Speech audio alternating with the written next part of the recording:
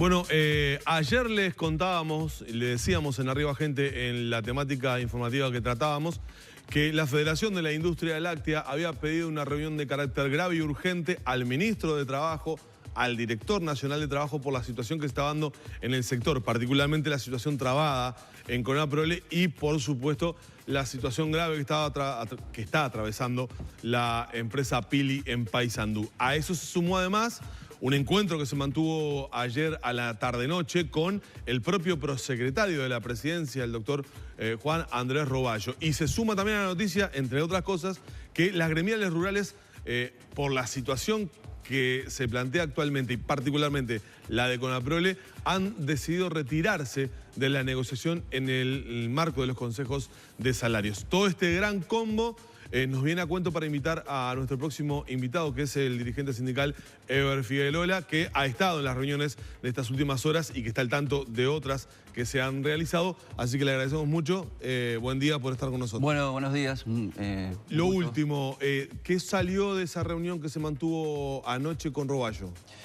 Bueno, salió, digamos, una salida importante en torno a la situación de los productores y los trabajadores, ¿no? Es decir, una señal muy fuerte que dio el Poder Ejecutivo con la iniciativa del propio Presidente de la República en torno a hacerse cargo, digamos, de las deudas de tanto los trabajadores como los productores. En ese sentido... Para el caso Pili. Para el caso Pili. Digamos, estaba previsto, digamos, de que hasta el día de ayer se iba a enviar leche a Pili por parte de los productores. Claro, el productor ha dicho que el martes era el último día. Exactamente. Y eso implicaba, digamos, acelerar el cierre de la planta. Y por lo tanto, digamos, las consecuencias que había hacia los trabajadores y a la sociedad en su conjunto de Paysandú, ¿verdad? El Poder Ejecutivo entonces dijo que se hacía cargo de esa deuda de 5 o 6 meses con los productores. Es crear un mecanismo el cual podría ser un proyecto de ley, pero en definitiva, digamos, un mecanismo rápido en torno a cumplir con esas deudas. O sea, hacerse cargo el Estado de esas deudas. ¿Es el millón y medio que se había hablado o es más? No, es lo que se le debe a los productores y a los trabajadores. ¿De qué cifra estamos hablando? Y estamos hablando de 1.600.000 dólares. ¿Esa parte del primer millón que se habló o forma parte de eso? Forma parte de eso, sí. Ahora, Eber, ¿y cuál es el futuro? Porque lo que se habla es de una situación de endeudamiento muy importante de la empresa. Suponiendo que se resuelva esta situación con el pago a productores y trabajadores. El futuro, ¿cómo lo ven con respecto a la empresa? Con una deuda que no sé si los números son así, pero que entre bancos, acreedores y todo lo demás ronda los 40 millones de dólares. 50 millones. 50 millones de dólares. ¿Cuál es el futuro de una empresa? Bueno, en realidad esto es un paliativo, ¿verdad? Digamos, es algo que emparcha y que, bueno, que da solución parcial a los trabajadores y los productores. Naturalmente está dentro de la órbita del empresarial de buscar caminos de solución de fondo, digamos, ¿no? Nosotros entendemos que, bueno, si no hay un inversor o una asociación y demás, evidentemente hay una complicación. Así no puede seguir. Así no puede seguir. Porque esta deuda con los trabajadores y los productores se generó ¿en cuánto tiempo? Y bueno, en poco tiempo. Por eso digo, en ese mismo poco tiempo volvemos a tener que echar mano de una asistencia del gobierno de 1.600.000 dólares. Digo, si no se arregla el otro tema, el que es de fondo. Está claro. Evidentemente, acá ahora lo que, digamos, lo que se ha transcurrido durante todo este periodo, digamos, desde la iniciativa de gobierno de trabajar en un proyecto de ley dentro de un paquete de medidas, bueno, el empresario se llamó a concurso, digamos, ¿no? Es decir, donde, sí. Bueno, obviamente, o se desplaza a través de un síndico, digamos, en cuanto a ese proceso que se da, y bueno, y en función de eso el síndico va a decir si es viable, si no es viable y cuál es la salida a todo esto. Y ustedes, ¿no?, como conocedores del sector y de la situación por la que está atravesando el sector, que por supuesto mucho tiene que ver con cuestiones de precios internacionales, con un montón de temas, ¿cómo están viendo la posibilidad de que por lo menos esto sea un primer paso realmente para una solución de fondo de la empresa? En este caso particular estoy hablando de la situación de Pili, ¿no? Bueno, es un tema bastante complejo porque evidentemente el empresario en su momento, más allá de los detalles, digamos, de la deuda y demás, ¿no?, que habrá que profundizar, pero en su momento apuntó a un mercado, digamos, ¿no?, al mercado venezolano y cayó. Pero hay una cuestión desde nuestro punto de vista que tal vez haya sido un error del empresario de no diversificar, digamos, la producción y no quedarse con toda la producción. Porque, digamos, por ejemplo, el empresario tercerizó, por decirlo de alguna manera, lo que es los productos derivados de la leche, ¿no? Por ejemplo, no los quesos, sino también el yogur, la leche, en fin. Entonces, para nosotros nos pareció que es un error el hecho de haber tercerizado eso y haber concentrado, digamos, la producción Claro. solamente en quesos, porque evidentemente en ese vaivén que se da en cuanto a lo que es en los mercados internacionales, regionales y demás, Sí, tenés mayor riesgo. Sucede digamos, que era ¿no? una situación, la de Venezuela, y de relacionamiento con el país y la propia situación venezolana, que obviamente no podía hacer augurar en aquel momento de la apuesta la situación que hoy está viviendo la empresa. No lo digo esto para justificar la decisión empresarial, sino que son esos cambios que tienen los contextos a veces regionales, como en este caso, que hacen que una empresa esté en la situación en la que se encuentra Pili en estos momentos. Igual, hay que decir que la otra cara de la moneda es que las empresas que colocaron en su momento, digamos, los productos en Venezuela, fueron colocados con muy buen precio, digamos, ¿no? Eso Fue un buen negocio. Sí, fue un buen negocio. Pero después dejaron de cobrar. Después dejaron de cobrar. No, en definitiva hubo dificultades en torno a lo que es el cobro, pero en definitiva se cobró, digo, se fue cobrando paulatinamente. Ustedes, digamos, esto de anoche, en la torre en el encuentro con Roballo, creo que fue en la torre ejecutiva. El encuentro, ¿no? Sí, en la torre ejecutiva. ¿De alguna manera desactiva ese pedido de remisión de 100.000 litros diarios de Conaprole a Pili o se mantiene? No, a ver, se mantiene porque evidentemente es lo que decimos, ¿no? Es decir, O sea si no tiene materia prima... Conaprole va a tener, o sea, Conaprole o quien sea, pero Conaprole está planteado así, Sí. le va a remitir. ¿Ustedes se siguen oponiendo a eso?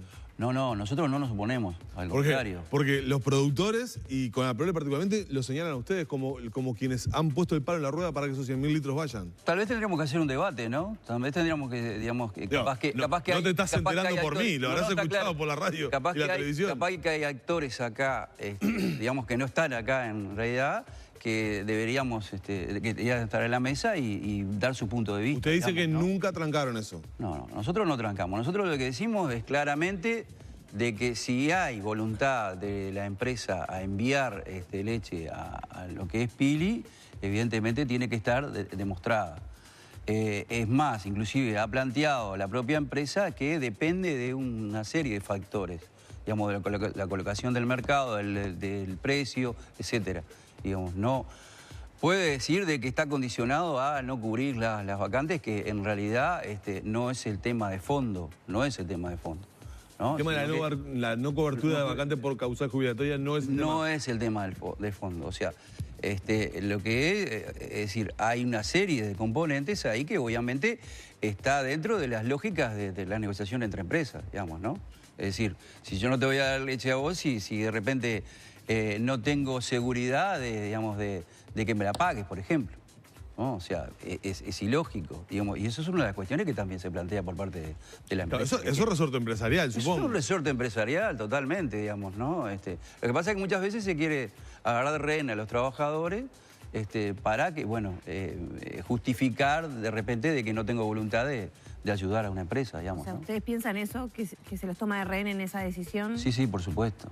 Sí, por supuesto, porque se ha constatado inclusive el tema de no cubrir las vacantes, que es totalmente ilógico, ¿no? Pero bueno, en definitiva son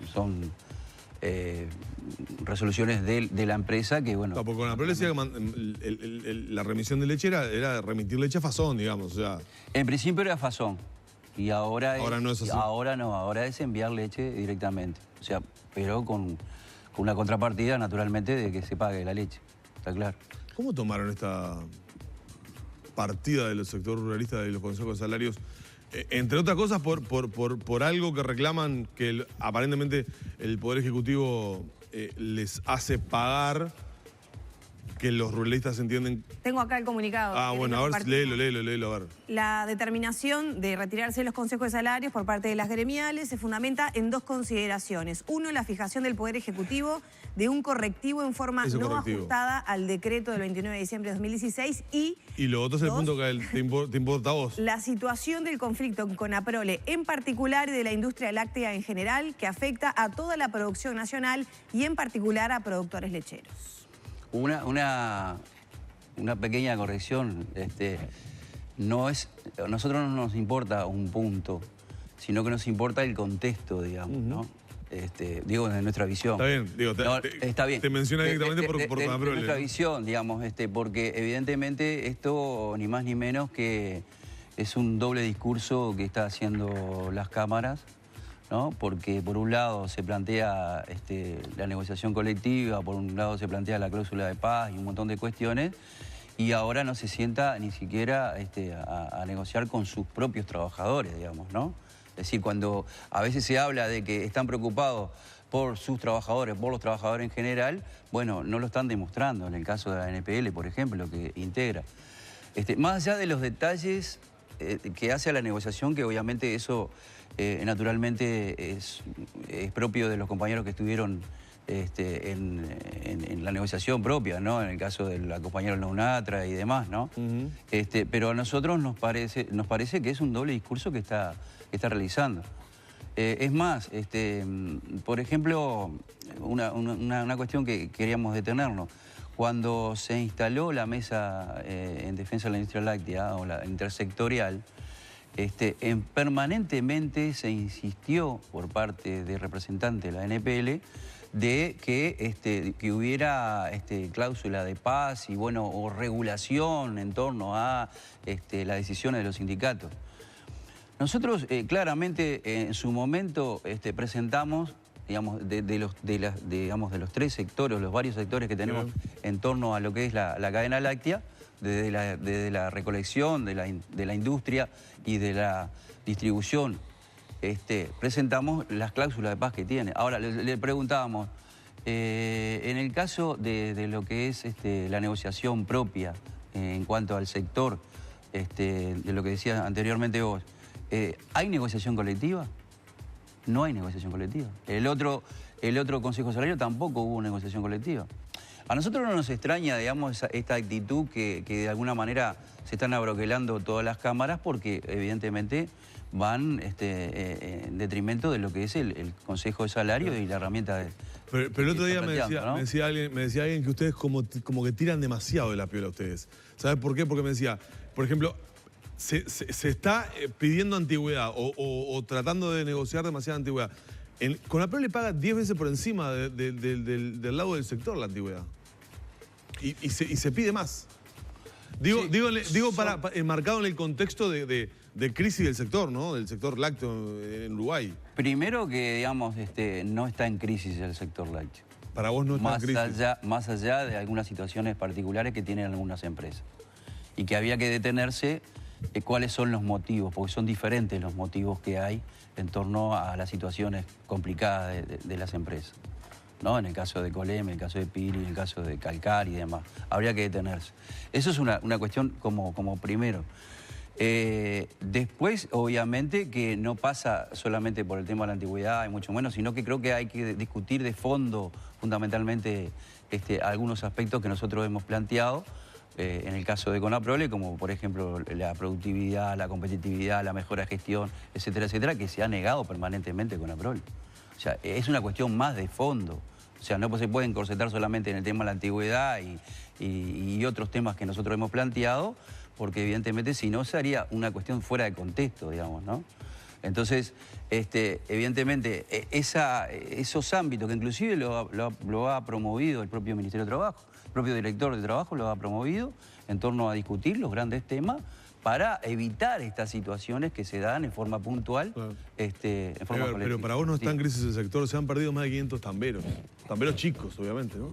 Bueno, mira, yo creo que hay dos momentos. Uno del 2015, donde obviamente inclusive fuimos contestes en función de la situación que había en el marco del Consejo de Salarios y una serie de cuestiones más. Eso es un momento, pero ahora está en crecimiento digamos, la lechería.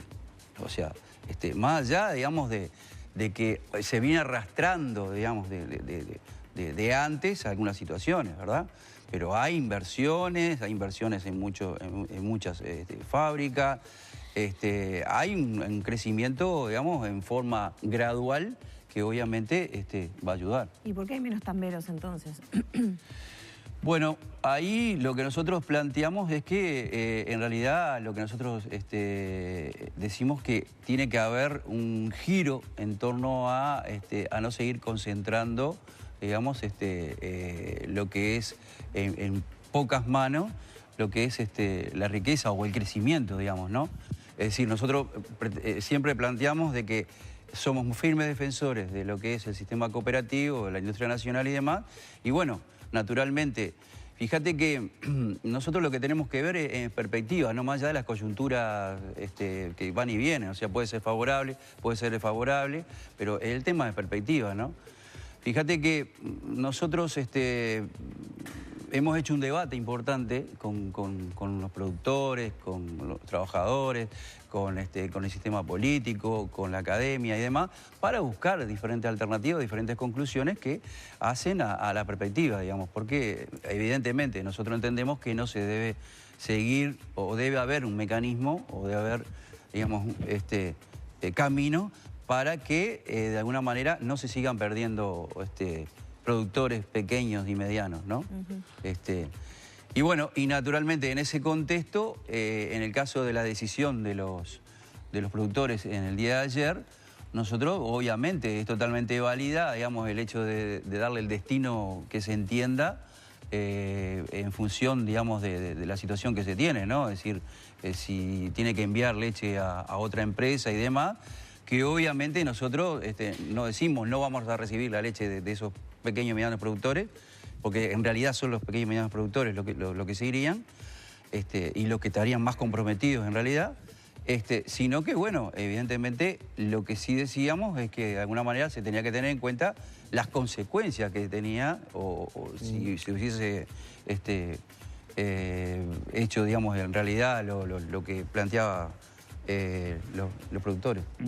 Una puntualización que me parece interesante, Figueroa. Gonzalo Valdés, que es representante de la Asociación Rural, explicó que la delegación empresarial ayer lo que pretendió en determinado momento, después de las varias horas reunidos con los funcionarios del Ministerio de Trabajo, era labrar un acta de desacuerdo. Como no se logró labrar esa acta de desacuerdo, fue que se realizó este comunicado, pero quería dejar en claro que no había un desacuerdo con los sindicatos de trabajadores rurales, sino que se rechazaba una decisión considerada arbitraria por el Ejecutivo. Digo, me parece que es una puntualización no menor que las gremiales intentaron dejar en claro y que por algún motivo en la reunión no se pudo labrar esa acta de desacuerdo, donde lo que ellos querían dejar era en claro que la decisión era por lo que consideran, esto entrecomillémoslo, como una arbitrariedad de parte del Ejecutivo. Pero dejó en claro, Valdés lo hizo para los colegas del país, de que no había un desacuerdo con los sindicatos de trabajadores rurales. Me parece de orden el aclararlo porque no es un dato menor en el relacionamiento. ¿no? Primero, como te decía, no estuve en los detalles, no tengo conocimiento de los detalles que se dieron en la reunión. De todos modos, sí está establecido, digamos, que si hay voluntad de negociación por parte, digamos, de las cámaras, evidentemente hay otros caminos, digamos, inclusive hacer un convenio colectivo con los trabajadores, digamos, y después se ratifica por el ministerio, en fin, o no se ratificará. Pero eso es lo que de alguna manera es el camino, que puede ser uno de los caminos, pero naturalmente los compañeros de la central, los compañeros del PCNT, verán cuál es el mejor camino para transitar, ¿verdad? Antes de cerrar la entrevista con Figueroa, te lo pregunto porque como salió publicado, ya es público, entonces te lo traslado. ¿Ustedes echaron a los trabajadores suecos de Tetra Pak que estaban trabajando en Conaprol en la interna? Echamos. Dice que se fueron de Uruguay por la resistencia sindical y el hostigamiento del gremio sindical. Hay un Lo leíste, no me digas que no lo leíste. Sí, me informo. Dijeron Por eso. Viejo dirigente sindical, lo primero que tenés que hacer, así sea a las 4 de la mañana, cuando nos levantamos, leer el diario. Leer el diario. Y por eso te lo pregunto. En el ómnibus, donde sea. Porque salió publicado. Y más ahora con la facilidad, digamos, de internet, etcétera, etcétera. No, hay un acuerdo entre el sindicato y la empresa que, bueno, frente al ingreso de una empresa, de comunicar al sindicato para que, obviamente, en ese lapso tenga alternativa al sindicato si tiene posibilidades de revertir en función de propuestas o alternativas, etcétera, etcétera, o no, es lo contrario, ¿no? Eso digamos, es lo que está previsto, digamos, en torno a eso. Naturalmente, en lo que es la situación de conflicto, de alguna manera se agrava todas esas cuestiones. Ahora, evidentemente, también surge algunas cuestiones que de repente también muchas veces son revisadas por el sindicato, ¿no? Porque eso hace a la responsabilidad también del sindicato, ¿no? Es decir, no tenemos... no nos duele prenda el hecho de decir, bueno, de repente habría que revisar alguna cuestión en función de la estrategia. ¿Los hostigaron, sí o no? De la estrategia, no, de la estrategia. Y por lo tanto, nosotros resolvimos que, bueno, que tenían que entrar los compañeros, ¿no? Porque en realidad son trabajadores y demás. Generalmente, cuando hay empresas... están organizados, digamos, ¿no? A través del Zunca, a través de la UNRWA, ¿no? Generalmente es así. Entonces, lo que se realiza, o sea, el camino que se hace es que se habla con los compañeros de la UNRWA y se habla con los compañeros del Zunca, por ejemplo. En el caso de que... Y hay otras empresas que obviamente los trabajadores no están organizados, o sea que también otras irregularidades que, bueno, que habrá que profundizar en ese sentido, ¿no? Pero bueno, en definitiva, evidentemente no es que se echó ni mucho menos, sino que obviamente en función de la resolución que tenía el sindicato, se le comunicó a los trabajadores cuál es la resolución y bueno, y obviamente los compañeros se iban a retirar. ¿Se les prohibió el ingreso, por decirlo de alguna manera? No, se habló con ellos y bueno, en ese marco, ahí, en definitiva, se fueron, pero después se revisó, digamos, la situación, porque evidentemente era en función, digamos, de una cuestión que no pegaba directamente en el conflicto, digamos, entonces, en definitiva, se revisó y se dejó entrar. Bien. Vamos a agradecerle a Eber Figuerola, dirigente sindical, todos estos minutos en la mañana de Arriba Gente, tratando los diferentes temas que preocupan obviamente al sector. Muchísimas gracias, Bueno, Eber, por muchas estos gracias. minutos. Que pase muy bien. Cerramos por aquí la entrevista.